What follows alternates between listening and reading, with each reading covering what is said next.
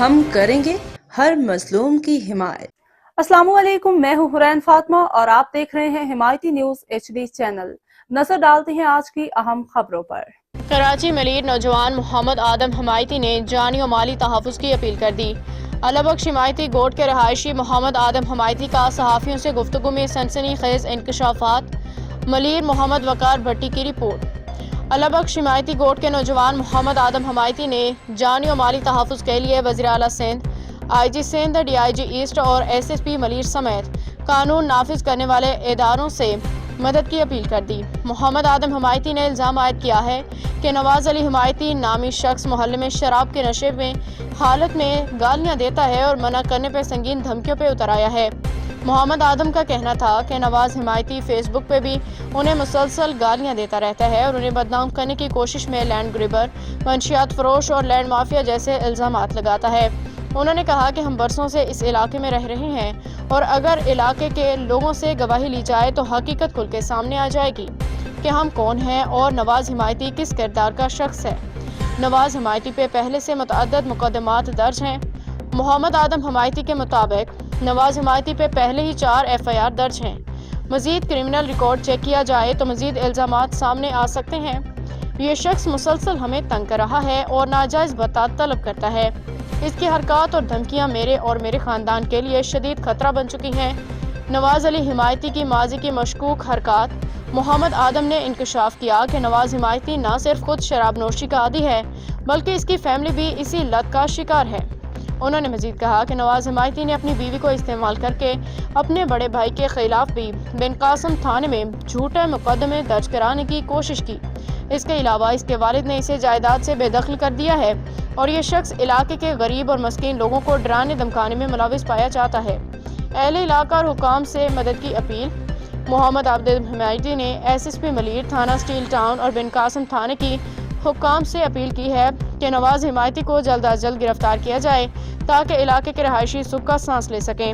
انہوں نے خبردار کیا کہ اگر انہیں یا ان کے خاندان کو کچھ بھی ہوا تو اس کی تمام تر ذمہ داری نواز حمایتی پہ عائد ہوگی۔ اہم اپیل۔ محمد آدم حمایتی نے اعلیٰ حکام سے فوری ایکشن لینے کی درخواست کرتے ہوئے کہا کہ نواز حمایتی کے خلاف موجود شواہد اور اس کا کرمنل ریکارڈ مزید کارروائی کے لیے کافی ہیں۔ یہ شخص کسی بھی وقت میرے لیے جانی نقصان کا باعث بن سکتا ہے، مجھے انصاف فراہم کیا جائے۔ السلام علیکم، آدم حمایتی تو ॻाल्हायां ॻोठ اللہ बख़्श पिपरी का। नवाज़ हमायती असांजे ॻोठ जो ई रिहाइशी आहे जेको तक़रीबन हर माण्हूअ खे ब्लैकमेलिंग करे असीं पंहिंजो प्लाट बि ठाहियूं था न त उते बि अची घरवारी सां बीहे थो त बाबा भतो ॾियो, न त न ठहणु ॾींदो, न तव्हांखे हिते मंशा कोरीअ में नेट ते फेसबुक ते हलाए पार ई बदनाम आहे। असीं इज़तदार माण्हू आहियूं ऐं हिन ते हिकिड़ो न जो असां ते दुनिया ते हिननि ठगी बनबिरी इहो भताखोरीअ जो हे FIR दर्ज 1 जा उहो बि कूड़ा अथसि।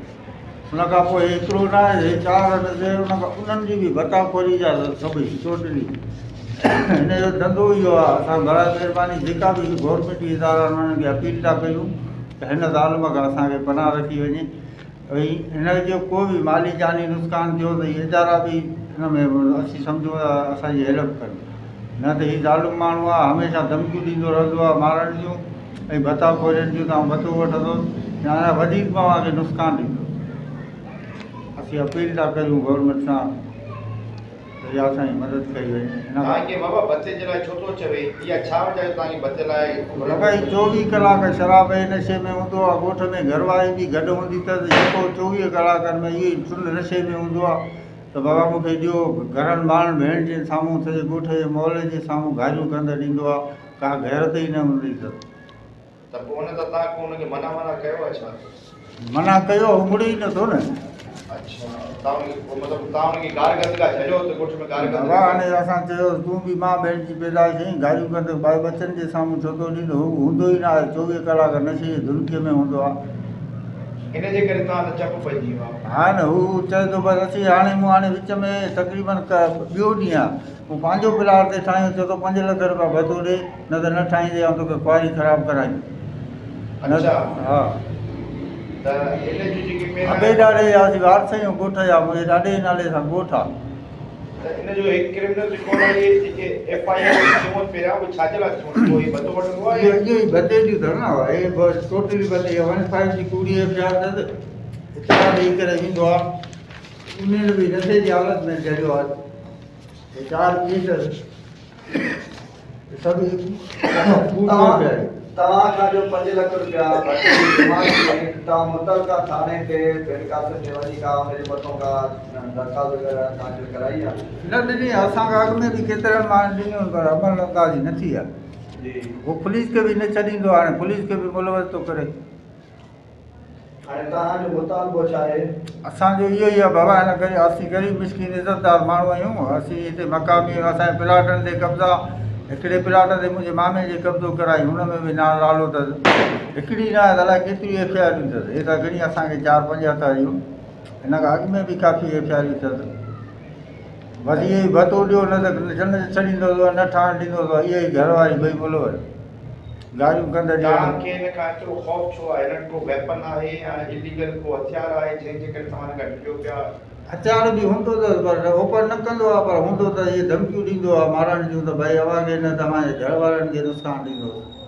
अच्छा हाणे असीं हिन वॾे खे हिन वालिद साहिब खे चयोसीं उहो थो चए त बाबा आउं बिरादरी सां गॾु आहियां मूं पुलिस में बि लिखी ॾिनो आहे त आउं बिरादरीअ सां आहियां हिन सां न आहियां हिनजो मामा चाचा जेका बि आहिनि उहे चवंदा बाबा असीं अवां बिरादरी सां आहियूं हिन सां न आहियूं सो हाणे आख़िरी तव्हांजो कानून नाफ़िज़ करण वारनि इदारनि खां मुताबिक़ छा तव्हांखे जानी ऐं माली तहफ़्फ़ुज़ ॾिनो वञे जी हा हाणे ॿियो असीं छा ग़रीब माण्हू असीं इज़तदार माण्हू आहियूं हिन खे छा कंदासीं लोठ माण्हू 24 कलाक नशे में रहंदो आहे आख़िरी सवाल अदा नेठ ख़बर कानून नाफ़िज़ करण वारे इदारे खे खणो तव्हां उन्हनि खे का दरख़्वास्त ॾिनी आहे ईंदो न इहा न ॾिनी आहे ॾियण जो को इरादो आहे इरादो आहे न बाबा पंहिंजो तहफ़ुज़ त कंदासीं इज़तदार आहियूं न को असांजी अॼु ताईं कोई हिकिड़ी बि एफआईआर असांजे नाले सां आहे त ॾेखारियो हिन जो किरदारु बि ॾिसनि असांजो बि ॾिसनि हीउ हूंदो ई 2 नंबर असांजे क़ौम सां न कंहिंखे बि न छॾींदो